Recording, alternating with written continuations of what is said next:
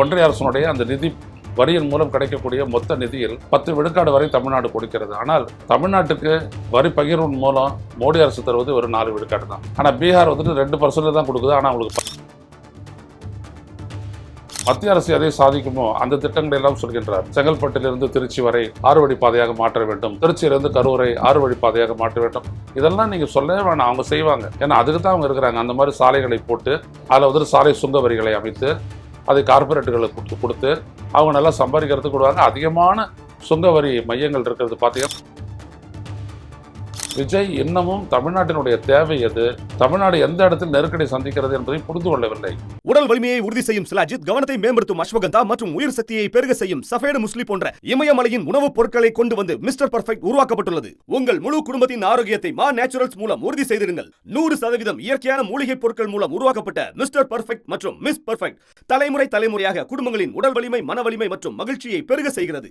உங்கள் மகிழ்ச்சியான பயணத்தை துவங்க www.mannaturals.com என்ற இணையதளத்தை பார்வையிடவும் அல்லது வாட்ஸ்அப் எண்ணிலும் தொடர்பு கொள்ளலாம்.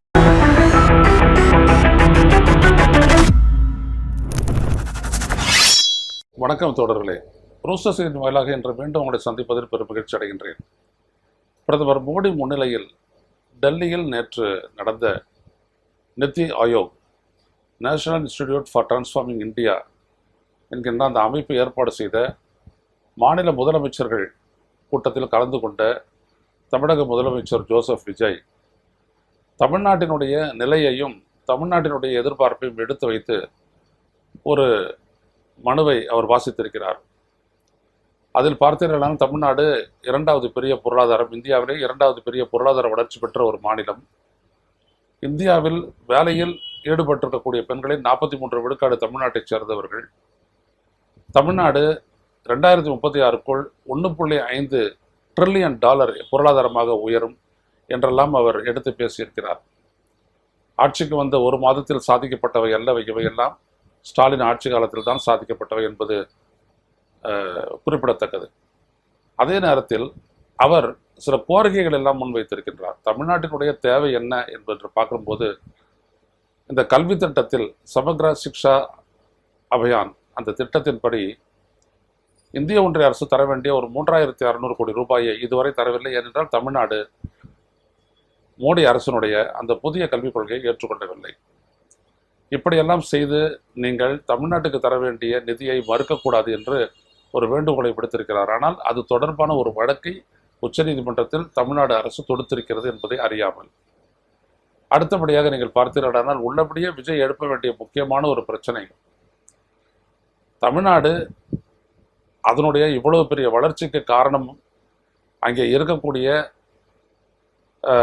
அரசினுடைய செயல்பாடு, அங்கே எம்ப்ளாயபிள் பாப்புலேஷன், வேலைக்கு தகுதியுடைய மக்கள், தொழிலாளர்கள் அதிகமுள்ள ஒரு மாநிலம்.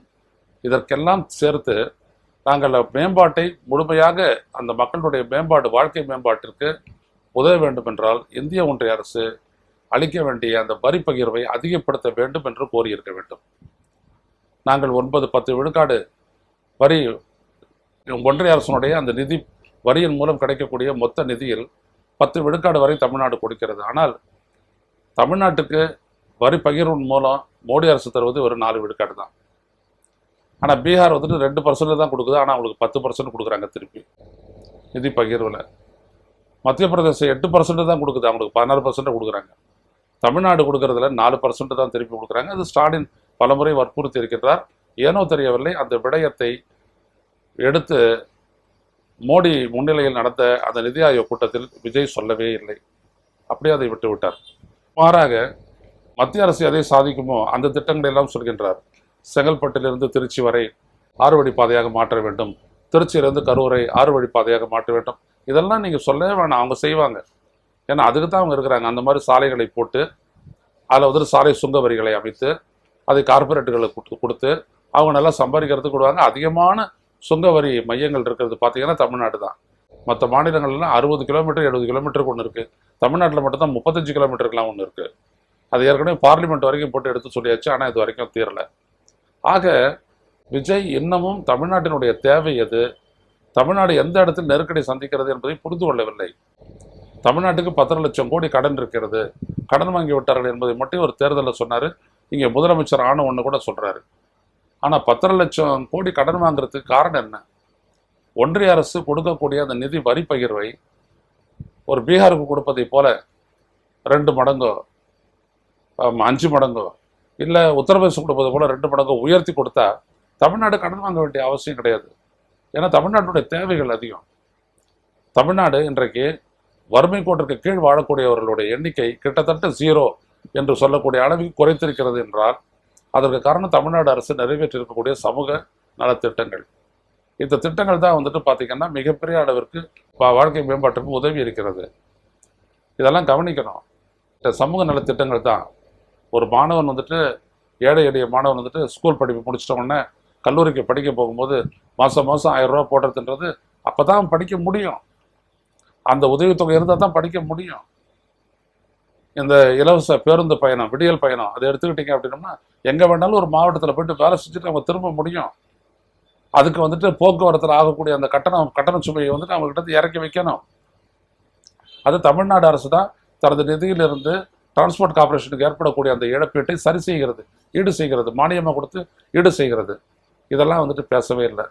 இவரும் நிறைய நலத்திட்டங்கள் எல்லாம் சொல்லியிருக்காரு, இவரும் நிறைய வாக்குறுதி எல்லாம் கொடுத்துருக்காரு. அதெல்லாம் எப்படி நிறைவேற்ற போறாரு அப்படின்றது தெரியல. ஆனால் இதெல்லாம் பற்றி ஒரு மென்ஷன் அதில் இல்லை. ஒரு நித்தி ஆயோக் கூட்டத்தில் ஒரு 20 நிமிஷம் பேச்சில் வந்துட்டு முக்கியமாக தமிழ்நாட்டுக்கு எதையெல்லாம் கோரி பெற வேண்டுமோ அதையெல்லாம் அடுத்த திருத்தமாக முன்வைக்கணும். ஆனால் அதிகாரிகளும் அப்படி எழுதி தரல. விஜயம் அதில் அக்கறை செலுத்துகிற மாதிரி தெரியல. அதுக்கு காரணம் அவருக்கு வந்துட்டு விவரம் தெரியாது, இவ்வளவுதான். இப்படிப்பட்ட நிலையில் தான் அவர் டெல்லி போனார், எல்லாரையும் சந்திச்சாரு, மறுபடியும் பிரதமரை சந்திச்சிருக்கிறாரு. இந்த முறை பிரதமரை சந்தித்த போது கூட பத்திரிகையாளர்களை சந்திக்கல. மறுபடியும் அதை பற்றி மறுபடியும் இந்த நாளைக்காவது சொல்லுவார் அப்படின்றது தெரியல. இப்போ அவர் அங்கே கர்நாடகத்தில் இருக்கக்கூடிய கொல்லூர் மூகாம்பிகை கோயிலுக்கு போயிருக்காரு, தரிசனம் பண்ணியிருக்காரு. பண்ணட்டும், அதெல்லாம் ஜோதிடருடைய அட்வைஸ். அதனால் அவர் போகிறாரு, பரிகாரம் பண்ணுறாரு. ஒரு வாழை கொடுத்தாரு, 1.5 கிலோ வெள்ளி வாழை கொடுத்தாருன்னு சொல்கிறாங்க. அதெல்லாம் கொடுக்கட்டும், பரிகாரம்லாம் செய்வாங்க, ஜோதிடர்கள் அதான் சொல்லுவாங்க. ஆனால் நாட்டினுடைய முன்னேற்றம், நாட்டு மக்களுடைய வாழ்க்கை, அவர்கள் எதிர்கொள்ளக்கூடிய பிரச்சனைகள், அதற்கு என்ன தீர்வுன்னு பார்க்கணும். தமிழ்நாடு முழுவதும் விவசாயத்திலேருந்து வீடுகள் வரைக்கும் கரண்ட்டு கட்டு, பவர் இல்லை. ஆனால் அதனுடைய செக்ரட்டரி என்ன சொல்கிறார், ராதாகிருஷ்ணன், போதுமான அளவுக்கு மின்சார சப்ளை இருக்குது அப்படின்னு சொல்லிட்டாரு. ஆனால் எங்கே பார்த்தாலும் கரண்ட்டு கட்டு. எதனால் அது ஏற்படுது? கேட்டால் ப்ளங்கை பிடிங்கிட்டாங்க, ஃபியூஸ் கேரியரை பிடிங்கிட்டாங்க அப்படின்னு ஏதோ சொல்கிறாரு மின்சாரத்துறை அமைச்சராக இருக்கக்கூடிய நிர்மல்குமார். ஆனால் உண்மை என்ன? பற்றாக்குறை இருக்குது, ஆனால் வெளில சொல்ல மாட்டேங்கிறீங்க. அதே மாதிரி விவசாயிகளுக்கு மும்முனை மின்சாரம் தந்தால் தான் அவங்க நிலத்தடி நீரை பயன்படுத்தி தான் விவசாயம் பண்ணணும், காவிரி படுகையாக இருந்தாலும் எங்கே இருந்தாலும். ஆனால் போதுமான அளவுக்கு மின்சாரம் இல்லை, அவங்களாம் தவிக்கிறாங்க. மழையும் பெய்யலை. இன்றைக்கி மேட்டூரில் தண்ணீர் திறந்து விட்டுருக்கணும், அதுவும் திறந்து விட முடியல. ஏன்னா கர்நாடகத்திலும் தண்ணி வரல, போதுமான அளவுக்கு இல்லை, அவனும் இருப்பு இல்லை அப்படின்ட்டா. மழை இங்கே பெஞ்சுக்கிட்டு தான் இருக்குது, திறந்து விடலாம். ஆனால் அணையை நிரம்புற வரைக்கும் அவன் திறந்து விட மாட்டாங்க. அது அவங்க செஞ்சுட்டு இருக்கக்கூடிய சதி, ஒவ்வொரு முறையும் அவங்க செய்யக்கூடிய வஞ்சகம். இது இன்னொரு பக்கம். இப்படி ஏராளமான பிரச்சனைகள் இருக்கும்போது அதை அட்ரஸ் பண்ணக்கூடிய அளவிற்கு அதையெல்லாம் தீர்க்கணும் அப்படின்ற ஒரு முனைப்போடு விஜய் செயல்படலை அப்படின்றது தான் வந்துட்டு மிக மிக வருத்தத்திற்குரிய விடயம். பார்ப்போம். 1 மாதம் தான் ஆகுது, அதுக்குள்ளே நீங்கள் எவ்வளோலாம் சொன்னீங்கன்னா என்ன அர்த்தம் அப்படின்வாங்க. சட்டம் ஒழுங்கோ மின் தடையோ இதெல்லாம் வந்துட்டு 1 மாதம் கழித்து 2 மாதம் கழித்து பார்த்துக்கலாம் அப்படின்னு சொல்லக்கூடிய விஷயம் கிடையாது. இதெல்லாம் ஏன் நடக்குது, என்னதுக்கு மூல காரணம் அப்படின்றதெல்லாம் அவர் கண்டுபிடிக்கணும், பேசணும். சிஸ்டம் அவர்கிட்ட இருக்குது, அதிகாரம் அவர்கிட்ட இருக்குது. ஆட்சி அதிகாரத்தை வச்சுக்கிட்டு இதெல்லாம் செய்யணும். செய்வாரா? பார்ப்போம். மீண்டும் சந்திப்போம் தொடர்களை. நன்றி, வணக்கம். ஊடகம் கார்ப்பரேட் அரசியல்வாதிகளின் கைப்பாவையாக அடிமைகளாக இருந்தது போதும். இனி சாட்டை எடுத்து சுழற்றும் நேரம் வந்துவிட்டது. ஊடகம் பொதுமக்களாகிய உங்களுக்காக, உங்களாலேயே இயக்கப்பட வேண்டும். ஊடக சுதந்திரத்திற்காக உங்களின் பங்களிப்பை இன்றே அளித்திடுங்கள்.